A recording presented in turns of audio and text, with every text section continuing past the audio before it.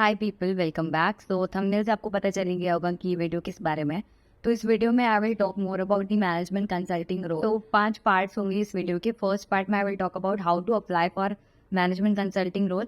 Second part will be what is the interview process, और third part में we will talk about the interview questions कि कैसे interview questions आते हैं। Fourth part में how to prepare for this role, and fifth part में I will talk about what is actually this role is. ठीक है, so let's just start the video. First of all is how to apply for this role. So ICAI का जो campus होता है वहां से you can apply for this role and any one can apply. I mean rankers, non rankers both can apply.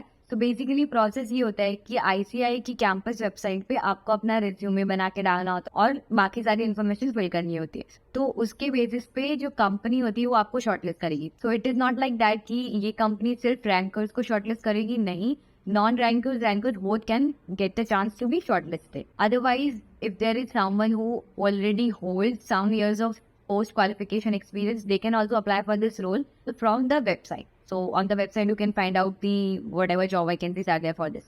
Next is what is the interview process. So basically, shortlisting के बाद आपको अपनी कंसेंट देनी है। अगर आप शॉर्टलिस्ट हो जाते हैं इस कंपनी के लिए तो आपको अपनी कंसेंट देनी है, उस कंपनी को सिलेक्ट करना है एंड देन उसके बाद नेक्स्ट प्रोसेस स्टार्ट हो जाएंगे। So if you talk about interview process for this role, तो there will be 2 rounds of interview and दोनों ही राउंड आपका एक ही दिन में हो जाएगा।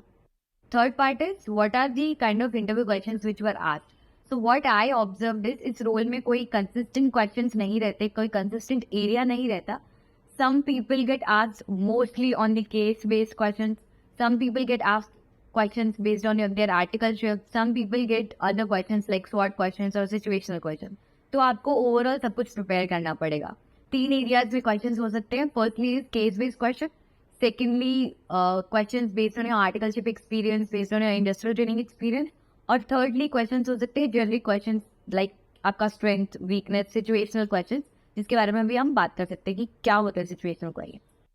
Fourth is how to prepare for the interview question. So अगर आप केस बेस्ड क्वेश्चन की बात करें तो मैंने क्या किया था, मैं यूट्यूब पे गई, वहाँ पे आई हैव जस्ट सर्च की केस बेस्ड क्वेश्चन क्या होते हैं। तो मुझे पता चला कि this type of question are called case based question. उसमें भी 2 टाइप के क्वेश्चन होते हैं। पहले जो कोर कंसल्टिंग क्वेश्चन होते हैं, मतलब वहाँ पे आपको एक जस्ट अ स्मॉल स्टेटमेंट देंगे और उसको आपको ड्रिल डाउन करके एक सर्टन अप्रोच से ड्रिल डाउन करके आपको आंसर तक आना है। तो एक वैसे टाइप के क्वेश्चंस होते हैं, और दूसरे टाइप के वो क्वेश्चंस होते हैं जहाँ पे they will give you some information, मतलब more than the information which is provided in the first type of case, और उसके बेस पे आपको जेनेरिक क्वेश्चन पूछे जाते हैं। सो फॉर एग्जाम्पल इज कि आपको PNL दिया गया है और PNL में आपको क्वेश्चन बोला गया है कि आपको सेल्स इंक्रीज करनी है, रेवेन्यू इंक्रीज करना है। तो आप उस रेवेन्यू इंक्रीज करने के लिए आपको क्रेडिट साइड में क्या क्या जो आइटम्स होते हैं वो इफेक्ट हो सकता है, ये क्वेश्चन हो सकता है। दूसरा ये क्वेश्चन हो सकता है कि सेम ही क्वेश्चन में एक और क्वेश्चन बन सकता है कि डेबिट साइड में कौन कौन से आइटम इफेक्ट हो सकते हैं, या बैलेंस शीट में कौन कौन से आइटम इफेक्ट हो सकते हैं। So this is not deeply case based question but थोड़े से रिलेटेड टू दैट। तो अगर आपको वो क्वेश्चन पूछेंगे कि रेवेन्यू इंक्रीज हो रहा है तो दे will give you certain information कि इस परसेंटेज से हो रहा है, या फिर एक प्रोडक्ट से हो रहा है, या फिर नया प्रोडक्ट ले आए हैं, तो ये सब इन्फॉर्मेशन भी आपको मिलेगी लाइक दैट। ठीक है, तो इन क्वेश्चंस के लिए आप जेनेरिक थोड़ा सा नॉर्मल जो केस बेस आपको यूट्यूब पे मिल जाएगा वैसा आप प्रिपेयर कीजिए, और उसके बेसिस पे आप आई थिंक ये वाले आंसर कर सकते हैं। And the most important thing which they look is they will look at the approach. अगर आप आंसर पूरा दे पाए नहीं दे पाए ये इतना मैटर नहीं करेगा, जितना मैटर करेगा कि आपका अप्रोच क्या है। तो मेरे केस में भी मुझे 5 पॉइंट्स पूछे गए थे और मैं सिर्फ 3 ही बता पाई क्योंकि I was not able to find the other 2। So the approach should be correct. ठीक है, नेक्स्ट इज स्वॉट क्वेश्चन। क्या होते हैं स्वॉट क्वेश्चन? इज SWOT, मतलब OT हटा दो, सिर्फ SW, that is strength and weakness. I think most of the people know कि स्ट्रेंथ क्वेश्चन पूछे जा सकते हैं इंटरव्यू में, वीकनेस क्वेश्चन पूछे जा सकते हैं इंटरव्यू में। तो उसके लिए बेसिकली आप ऐसा नहीं कर सकते कि सीधा इंटरव्यू में बैठ गए और इंटरव्यूअर ने पूछा कि आपकी स्ट्रेंथ क्या है, और उस समय आप सोच रहे हो कि अच्छा यार मेरी ये स्ट्रेंथ है तो मैं इसको अभी कैसे आर्टिकुलेट करके बोलूँ। तो उसके लिए आपको क्या करना है, पहले से ही आपको प्रिपेयर करना है। तो आप एक डायरी लीजिए, वहाँ पे आप तो पहले सोचिए कि आपका स्ट्रेंथ है क्या एक्चुअली में, और उस स्ट्रेंथ के अराउंड अपना एक आंसर बनाइए, और उस आंसर में आपको ये मेक श्योर करना है कि कहीं ना कहीं आपका जो प्रोफेशनली या फिर जो भी आर्टिकलशिप में आपने काम किया या इंडस्ट्रियल ट्रेनिंग में काम किया या कहीं पे भी काम किया वो कवर हो जाए कि या okay this strength help me achieve this better, और ये काम करने में मुझे मतलब हेल्प मी लाइक दैट। और वीकनेस में भी अगर आपकी कोई वीकनेस बता रहे हैं आप, तो वीकनेस के लिए भी आपको आंसर प्रिपेयर करना। आप ऐसा नहीं बोल सकते कि मेरी कोई वीकनेस ही नहीं है, ऐसा नहीं बोल सकते। तो ऐसा बोलना मतलब आई एम नॉट श्योर कि उसके बाद क्या होगा अगर आपने ऐसा बोला, लेकिन ऐसा नहीं बोलना चाहिए। रिकमेंडेशन यही है। तो आप बेसिकली वीकनेस के लिए भी आंसर प्रिपेयर कीजिए।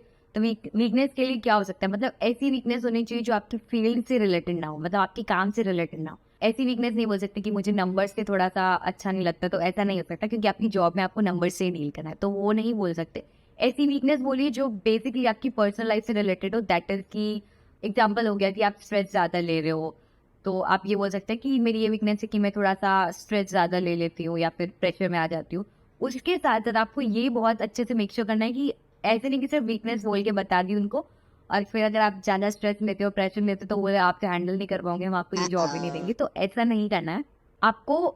वीकनेस के साथ साथ आपको वो भी बताना है कि आप उसको टैकल करने के लिए क्या कर रहे हो। ये ज़्यादा इंपॉर्टेंट है वीकनेस बताने से, क्योंकि वहाँ पे वो वही ढूंढ रहे हो कि आप कुछ कर रहे हो या फिर सिर्फ ठीक है हाँ बता दिया हाँ मेरी तो यही वीकनेस है, ऐसा नहीं चलेगा। ठीक है, तो बेसिकली वीकनेस को टैकल करने के लिए आप क्या बोल सकते हो। अगर आपने बोला कि मेरी वीकनेस है कि मैं स्ट्रेस बहुत लेती हूँ या प्रेशर बहुत लेती हूँ, तो उसके लिए आप टैकल करने के लिए ये बोल सकते हैं कि मैं अभी मेडिटेशन स्टार्ट किया पिछले 2 महीने से, तो मुझे थोड़ा सा इंप्रूवमेंट लग रहा है और मैं अपने आप को हैंडल कर पा रही हूँ, like that. Meditation, yoga, these all mind relaxing activities, तो ये सब बोलना है। ठीक है, तो आपको मेक श्योर करना है कि आपका स्ट्रेंथ का वीकनेस का क्वेश्चन रेडी हो। ऐसा नहीं कर सकती, you can not just go और थिंक कि हाँ मैं तो अपना स्ट्रेंथ बोल सकती हूँ, वीकनेस बोल सकती हूँ। मेरे साथ भी ऐसा हुआ है, तो इसके लिए पहले से ही प्रिपेयर करके रखो आंसर्स, आपकी डायरी में नोट डाउन होना चाहिए। ठीक है, स्क्रीनशॉट लेके मुझे भेज दो। नेक्स्ट इज सिचुएशनल क्वेश्चन क्या होते हैं। तो सबसे पहले बात करते हैं कि सिचुएशनल क्वेश्चन होते क्या है, उसके बाद बात करेंगे कि कैसे प्रिपेयर करना है उसके लिए।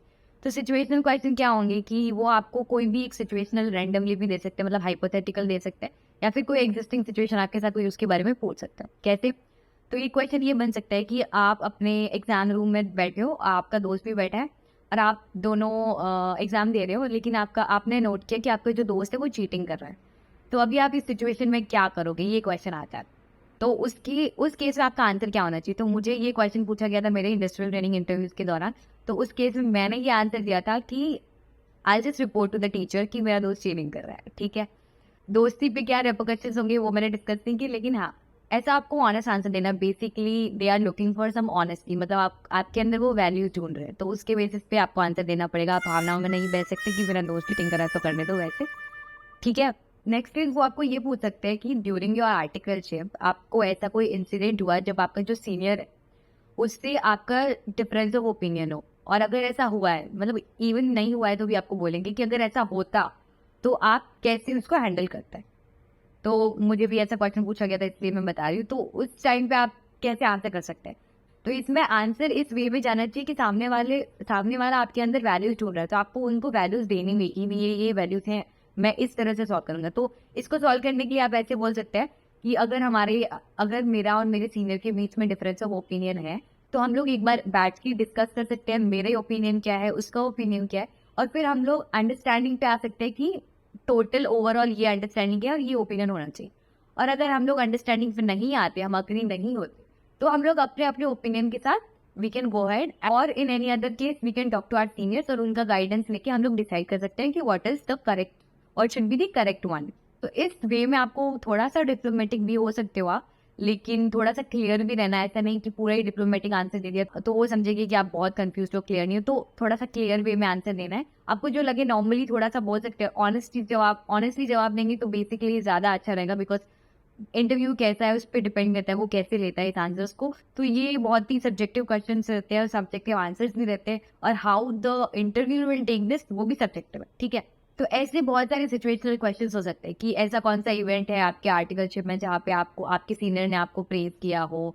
प्लस ऐसे क्वेश्चंस भी आ सकते हैं, मतलब they will just generally ask, क्योंकि मुझे आपके इंडस्ट्रियल ट्रेनिंग या आर्टिकलशिप के दौरान ऐसे इवेंट के बारे में बताओ जहाँ पे आपने रिस्पॉन्सिबिलिटी ली हो, जहाँ पे आप टीम लीड बने हो, जहाँ पे आपका एक एरिया ऑफ रिस्पॉन्सिबिलिटी हो या फिर एरिया ऑफ लीडरशिप हो। तो ये टाइप के क्वेश्चंस भी पूछ सकते हैं। और मैं ये भी रेकमेंड करती हूँ कि अगर आपके पास ऐसे कुछ इवेंट्स है, out of articleship industrial training भी है तो भी चलेंगे, ऐसे कोई भी इवेंट्स हो जहाँ पे आप अपनी रिस्पॉन्सिबिलिटी बता सकते हो या फिर आप लीडरशिप क्वालिटी बता सकते हो, उन इवेंट्स को या फिर उन एक्टिविटीज को आप अपने रेज्यूमे में भी डालो। तो अपार्ट फ्रॉम योर क्वालिफिकेशन वो आप एक्स्ट्रा करिकुलर में काउंट कर सकते हो। Now comes the fifth part, which is what is the role. This role is a little different from the general role at MBBs. this is not pure business consulting. This is something as we call as operational consulting. So there are different departments and different fields जहाँ पे you will be handling some of the activities. So mostly it is operational consulting. So you will be giving consulting regarding the operation. So therefore it is a little different on that. I can only talk in brief about this. So I hope that this covers a lot on this topic. And if you still have any doubt, so make sure you comment them down, or you can also DM me on Instagram or LinkedIn. I also got questions regarding this on the Q&A video. I'm covering this here, so I will not be covering there. So make sure you watch this video. You got the overall understand. I hope you find this useful, and any feedback, please comment down anything or anything which you think that I can make videos on that. So you can mention that in the comments. This was it in this video. Thank you. Bye-bye. And yeah, make sure to subscribe the channel and follow me on the Instagram. Bye-bye.